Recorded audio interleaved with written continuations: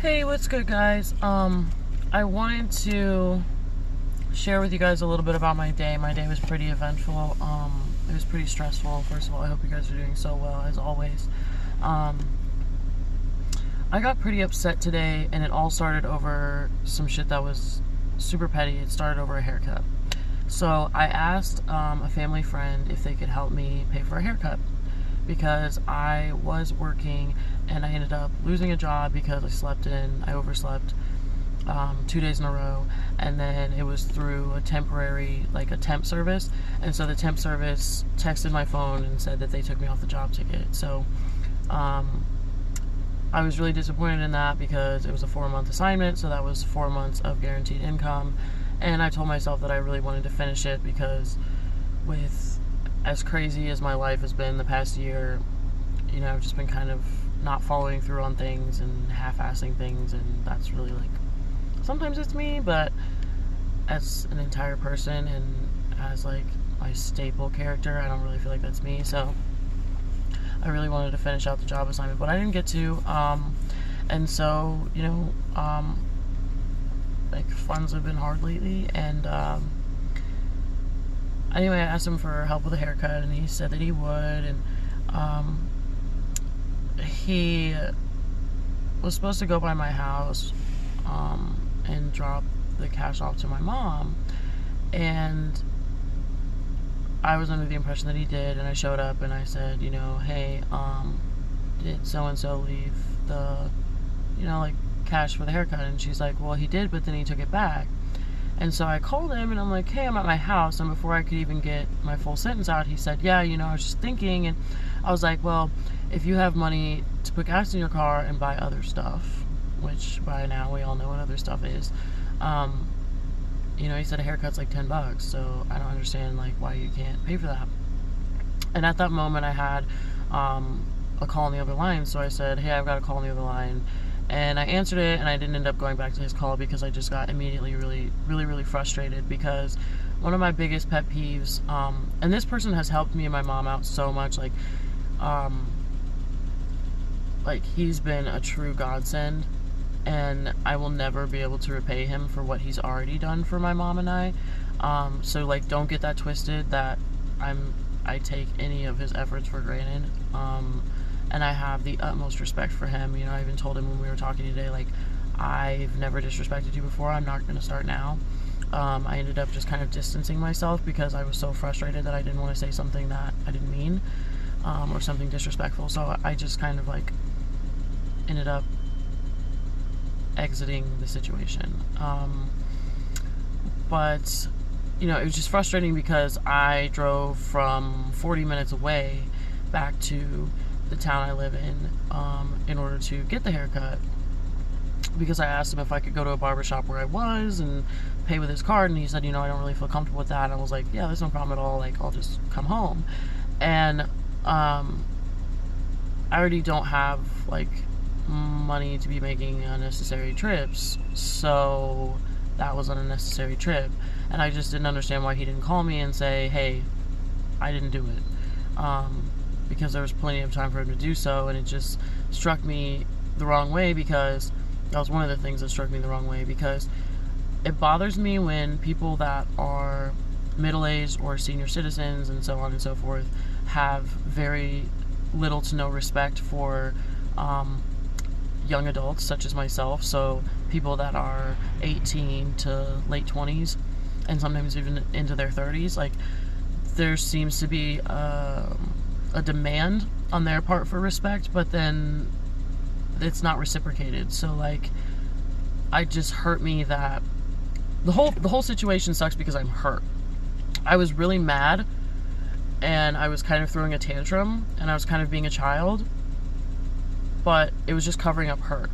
This whole situation is just because it really hurt my feelings, because I, give respect and I expect it back. And so just because I'm 26 and I'm not 55 doesn't mean that I don't deserve respect. It upset me that he didn't respect my time enough to say, hey, I didn't do it, so don't waste your time coming all the way back here. Don't waste a 40-minute trip and gasoline and wear and tear on your car to come all the way back here because I didn't do it.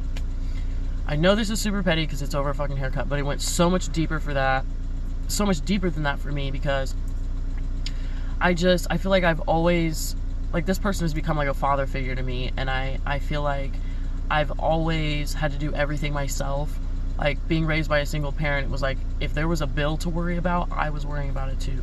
It wasn't like I was shielded from those things. Like, when we were struggling, like, it was not hidden very well. Like, we were struggling, all the kids knew. Like, me and my two brothers were fully aware of the fact that we had no money, the bills were due, didn't know how we were going to pay them, XYZ. Like, no food on the table, blah, blah, blah, blah. So since I was very young, like, I never got that childhood experience to just be, like, clueless, you know, and blissfully ignorant of, like, financial struggle and financial responsibility. So from the time I can remember, it was my responsibility to take care of myself. And, you know, like, a lot of people will tell me, well, that makes you stronger, and like, there is a certain appeal to that, but at certain points in my life, it's like I just get so fucking exhausted, and I get so tired of being strong and being independent, and it's like, I want somebody to cradle me for once. Like, I want, you know, and my mom did a damn good job. Like, there were certain areas where she was, like, impeccable, you know, and as a mother, like, I couldn't have asked for a better role model, but financially, that wasn't the case. You know, that was an area where she did not set a very good example, and it caused our family a lot of stress and a lot of conflict. And even to this day, because of certain incidents that were big enough, a lot of resentment. So this whole situation over a fucking haircut just hurt my feelings, because it was like a lack of respect, I felt like. And I just get aggravated, like I said, in general, when older people just kind of, like, dismiss, like, they'll demand it from everybody, but then, like, they'll just kind of dismiss it when they're supposed to give it to somebody that's younger than them but is technically an adult and deserves the same amount of respect. Just my soapbox. And then, you know, it was just like I started going into this, and I could feel my depression just, like, seeping into my pores, and it was just disgusting because I just took it to a level where it didn't need to go. Like, I started thinking about, like, his children, and, like, I'm 26 years old, and I started getting jealous of his children, because I was like, they don't know what they have, like, and they can't help who their fucking parents are. Like, I remember my ex-boyfriend, my ex-fiance, like, before Jake, like, I used to be so jealous of him because he came from a 2-parent home, and he grew up in a subdivision, and his house was on Sunflower Street, literally.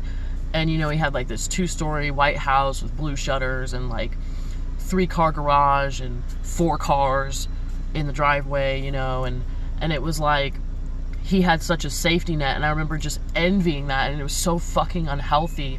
And, like, part of the reason I wanted to make this video is because, like, I just wanted to take my mask off today. Like, I've been acting like I'm okay, and I'm just not, and I'm being super, like, unhealthy with the way I'm thinking, and it's like I'm envying children when I'm 26 years old.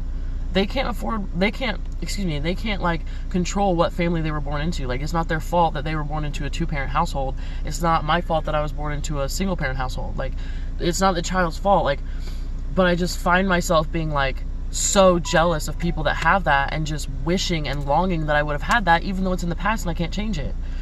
So I just haven't been making sense at all today, and it's just, the situation hurt my feelings so much, because it just took me right back to childhood, when it was like, I just growing up in school, I got to watch all of my friends just be so, like, just light and airy and just free, and it was like I was always weighed down with every single fucking problem that happened in my household. Like, I knew about everything. I felt responsible to help with everything, you know. Like, if the light bill is overdue, it's like, I'm not just gonna sit back and kick my feet up. It's like, I want to try to find a way to help make money. And, like, I remember my mom sending me and my middle brother out into the neighborhood to, like, ask people for money, like, when we couldn't pay bills and shit. So, like, I was involved, you know, from a very early age, and it's like, money is just a very, very sensitive topic for me. And I think the other thing was, like, the assumption that because I can put gas in my car and, like, afford, you know, to feed my addiction, that suddenly I have all of this money. When people are in active addiction, they will tell you firsthand they have no money. Like, I wished, because of our relationship, I would have expected him to just say, well, sweetheart, I'm having trouble understanding this, because I want to do it, but I feel conflicted because of this. You know, because then I could have explained, like, this is how I've been making this happen. Like, it's not that I have loads of money. Like, some days I have to literally beg. And like a lot of people that don't struggle with addiction will look at it as a luxury, like, oh, you're paying for substances that are unnecessary. But like when you're in active addiction, it feels like a necessity, because you understand that if you don't have it, you'll go through withdrawals. And you can't possibly explain to somebody who isn't an addict or hasn't gone through active addiction themselves that withdrawals are extremely excruciating, and like it's certainly something to avoid.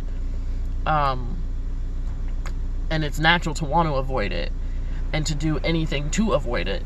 So it was just frustrating because it was like I wasn't asked how I was producing those things and how those things were coming to fruition. It was just kind of assumed that like I had all this money, and so, well, why do you have a problem paying for a haircut if you can put gas in your car? And like I've had to beg for gas. Like, it's, you know, my life has not been fun the past year. Like, and I remember getting frustrated with some of my friends in high school, like when we would pass homeless people on the street, and like the general idea of people qualifying others as to whether or not they're worthy of their help or deserving drives me nuts. Like, we would walk past homeless people and I'd be like, oh my God, like I'm gonna give him $1. And they'd be like, well, if he needs $1, like where do you get that cigarette from? Or like, how's he feeding his dog? And I'm like, who fucking knows? Like, there's a chance that person didn't eat. Like, does that not bother you at all?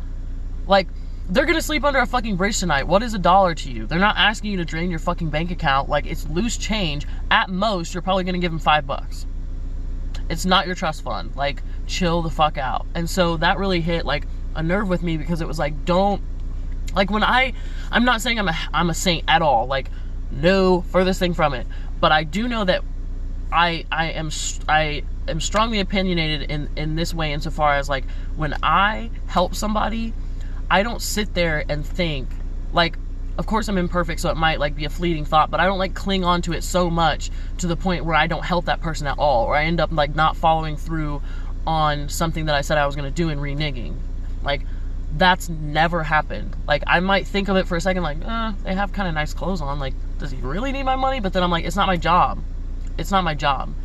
And like, not to get religious, but like, this person's religious, and so like, you know, my mom's told me, not that I've read it, but my mom's told me in the Bible that, you know, it says you're not supposed to qualify people like that. Like, you're not supposed to, it's not your job to determine whether somebody is worthy of your help or not. And so when that individual takes it upon themselves to be like, you don't need this, or you're not destitute enough to deserve this, it's really frustrating, because it's very easy to fool people. This hat is a hand-me-down. All this makeup I have on, already had from when I had a good job before. Like, this jacket, borrowed from somebody, never gave it back. This turtleneck, $6 at Forever 21. The jeans I'm wearing, straight black, nothing special, $12 at Target. The boots I'm wearing, $20 at Target. Like, bought all this shit when I had a good job. So like, yeah, I can trick people into thinking that I have money or that I'm doing okay. These are press-ons. I don't go to the fucking salon. These are press-ons. They're $5. Already had them because I hoard them in my fucking closet and my drawers. So I already had that. Like, I already had all of this shit. These eyelashes, already had them. Like, and it's just frustrating, because like, people will not ask the individual themselves. Like, they'll just assume that, oh, you don't qualify for my help because you have a lit cigarette, or you have a dog, or you look put together. You look too put together. So, you know, if you're able to pay for XYZ, like, why are you not able to pay for this? It's like, just help. Like, just help. And it was just really painful to me, because like I said, this person is a father figure to me, has become a father figure to me. And it was just like I remember we went to lunch one day, and like, he paid. Like I said, he's done I feel so ungrateful making this video, because he's bent over backwards for me and my mom, and like, everything he's done, I feel so ungrateful. But I had to say this because it was eating me alive, and I just didn't want to pretend like I was okay anymore. So that's not to like discount or minimize what he's done in the past to help me and my mom, because he's changed our lives. But like, that also doesn't mean that because I'm the one receiving help that I'm not allowed to be upset about anything. Like, that's not a thing either. Like, if you help somebody and then you do something to upset them, like, they're still allowed to vocalize that. It doesn't mean that they just have to like eat it and shut up forever because they're receiving help. I just think that's a common ideology that circulates around, like, that's part of the discourse surrounding like help and, you know, generosity and like philanthropy and shit like that. So it just really bothers me. But I have tape holding up my phone to the steering wheel and it just slipped, so I think it's my cue to go. But sorry about this rant. I don't know why I apologize for my videos. I'm not sorry. If you don't want to watch it, don't fucking watch it. But I just really need to get that off me. And I sound like a total brat right now, and I sound super spoiled. But like, I'm entitled to my opinion and my feelings, and I want to stop being fake all day and smiling and being like, I'm okay, and I'm not. So yeah, it's just like my depression just fucking ate me alive and just took me from a level that was like this minute little fucking lint ball of a situation just turned into like the 7th level of hell. And I just fed off of it all day and just decided to, like, I made the choice to just let it keep festering and keep building and making me more and more frustrated and more angry. And like, I know I'm gonna have to talk to him eventually, but I told him I wasn't gonna ask him for anything anymore. And like, I said, you know, with all due respect, like, I can't do this right now. And I kind of flew off the handle and just like ran, because that's what I know to do. Like, whenever somebody makes me feel like shit about accepting their help or makes me feel like shit at all, I just run.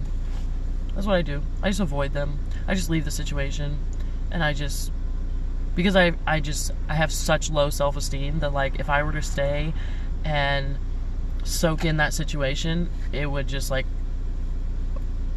fucking bring me to an entirely new low. Like, I feel like lately with my depression, my life has been all about avoiding situations that could push me further into like self-loathing. So anything that like has to do with one of my flaws or something that I'm not doing right, I just avoid it. I just run away, because that's life and that's adulthood and that's what we do. Fuck no, it's not. So I gotta find a way to fix this shit. But anyway, I love you guys so much, and thanks for listening to my rant. For those of you that did, I'm sure half of you exited out the middle way through and were like, I can't fucking do it. But for those of you that can, you're the real ones, and I appreciate you, and I always will. Take care of yourselves, and I'll see you tomorrow. Love you. Bye.